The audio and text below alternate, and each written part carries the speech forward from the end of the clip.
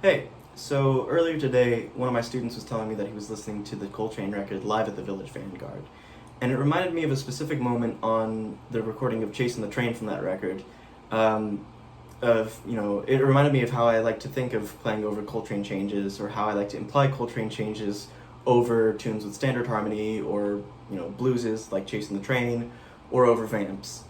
And so, Coltrane Changes is a bit of a Gordian knot for most improvisers, and it certainly was for me, and it still gives me some trouble. But there's a way of playing over it, or there's a way of thinking about Coltrane Changes that really frees up what you're doing. So,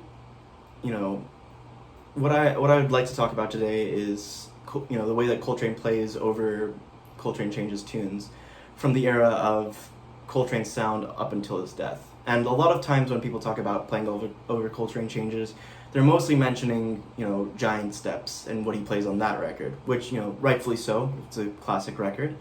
And even as early as that, there are some inklings as to what Coltrane is thinking about, or at least what the musicians that Coltrane was playing with, were thinking about. So for example, on Giant Steps itself, instead of playing B, D, G, B flat, E flat, like how most people think of the root motion in Giant Steps, what Paul Chambers plays as the bass line is he descends in whole steps from B. So on that he's playing B, A, G, F, E flat. And when you play that with the chords, it turns into B major 7, A minor 6, G major 7, F minor 6, E flat major 7. And so later on in Coltrane's career, like I said, starting around Coltrane's sound, he starts experimenting with this more than the 1, 2, 3, 5 patterns that he was doing on Giant Steps. So, for example, on a tune like 26-2, which uses Coltrane Changes but it's in F, the melody goes like this.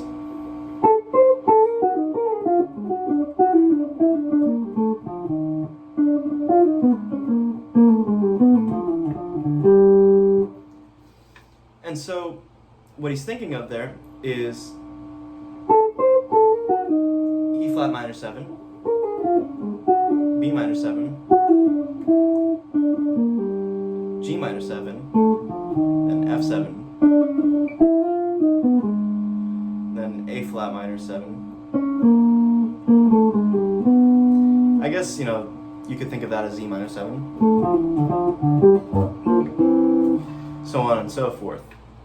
And even later on during his career, when his harmonic material became a little bit more sparse and it became more vamp-oriented, or even when he was playing without a harmony instrument, like on records like Interstellar Space, he still uses these devices. He still is thinking in this way. So an example of this is his playing on Nature Boy from the John Coltrane Quartet Plays, which is personally one of my favorite John Coltrane records. If you haven't listened to it yet, I definitely recommend that you do. But he plays a phrase on Nature Boy that sounds like this.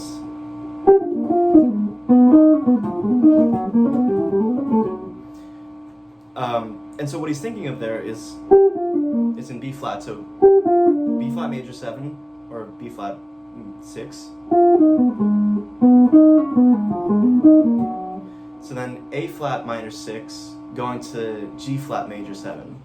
And that's another thing that we can talk about Coltrane's later period work, is that whereas earlier on it was mostly just playing, the chords for 2 beats apiece, in Coltrane's later work he's more sort of delaying resolutions a little bit more.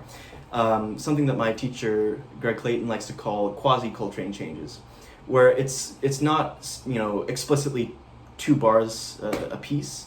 He tends to sit on one chord for a little bit longer than others, and then he resolves, and so on and so forth. So there, when he's playing A flat minor 6, he's doing it for, how long is that?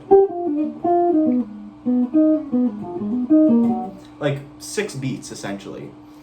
And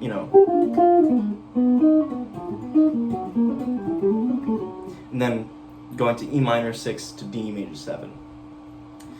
So And even on Chasin the Trane, you know, the line that I was referencing earlier, he plays, you know, something like that, where it's, again, you know, F going to E flat minor 6, going to D flat major, going to B minor 6. So that way of thinking of playing over Coltrane Changes, I find that it gets me out of playing patterns, and it gets me more into thinking of, you know, the way that the harmony moves.